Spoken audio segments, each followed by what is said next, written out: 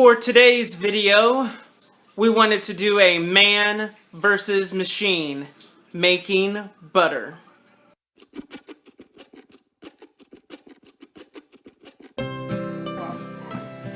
So you can see, not very well in this picture, but right here is the cream line. So in fresh milk that has not been homogenized like you get at the store, your milk will separate with the fatty cream rising to the top and then the regular milk on the bottom.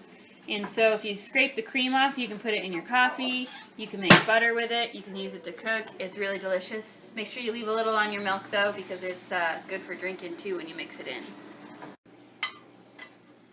That looks cool. I wish I could do that too. I know. So if you accidentally scoop in too far, you can tell too, because you'll get, I haven't gotten quite enough, you'll get a swirl on top where you can see the difference between the cream and the milk. I'm trying to get one where you can see. You can kind of see around the edges where the milk is. That means that I've gotten pretty close to the milk layer, so I'm going to stop scraping the cream off the top.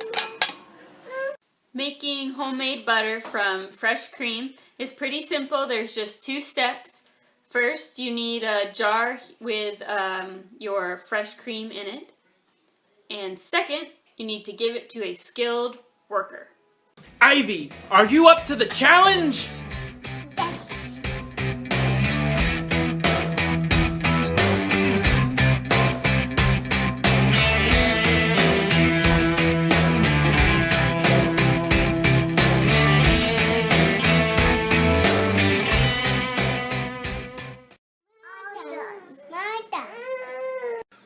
Thank you, girls. Wow, your presentation is flawless. I must say, this is really good, impressive.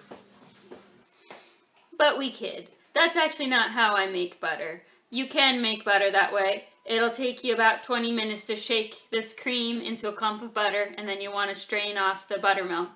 But to make butter a little easier and with a little less sweat, I'm going to use my KitchenAid mixer.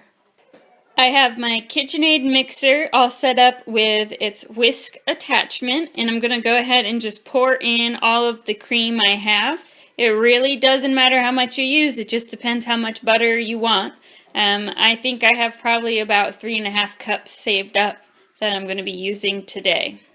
And now we mix on a medium speed.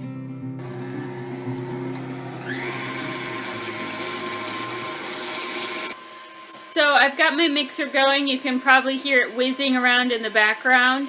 It's first going to make a real soft whipped cream, and then it'll make a harder whipped cream, and then it's going to separate into butter chunks, which you'll see all here in succession, but it'll be hard for me to talk while I'm dealing with all that. But when it separates into butter chunks, I have a towel here, because I do not have a splash, whatever they call the splash protector cap for the KitchenAid, and it can get a little bit messy when that butter separates and the buttermilk starts splashing around in your bowl. Making butter also requires a really good babysitter.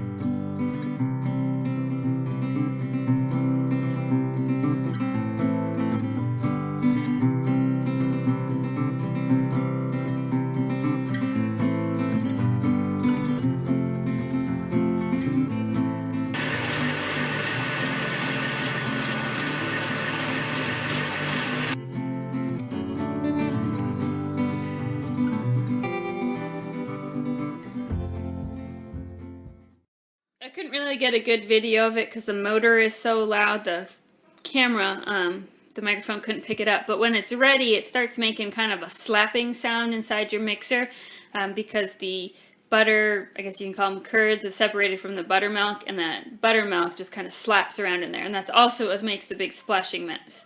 But when you hear that sound, you know you're about ready. So now what we're going to do is we're going to take it out of the bowl, and we are going to strain it so we can get all the milk out. You could use cheesecloth, you can use a colander, you could use a sieve. I'm going to use, it's like an old jelly type colander press. I don't really know the technical term from it, but it's actually Sam's great-grandfather's. It's kind of cool, but they use it to make jelly, but it works really great for butter too. You'll notice that it looks kind of like a cottage cheesy consistency. That's what we want. I forgot to take a video of it before I started pouring it in here, so sorry about that. But it is white. The color will really depend on your cream. So it could be white, it could be yellow. You know, as long as it's not green, you're probably okay. So we got it poured in here, and a lot of the buttermilk strained itself. Now what we do is we're going to press it through to help get more of the buttermilk.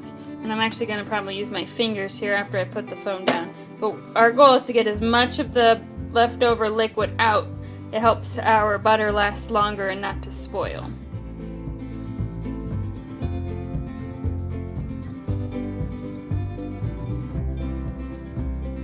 So we have our little clump of butter. It's mostly strained out. I'm going to rinse it off with some cold water. You want to use cold water so you don't melt your butter in the water, and that'll help get the rest of the buttermilk out of it.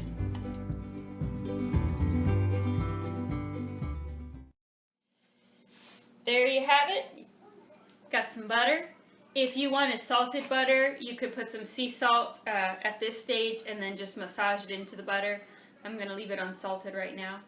But that's about it. And now you have an idea of why butter at the store is so expensive, because we started with probably about 3 cups of cream, and that's what we ended up with when we were done.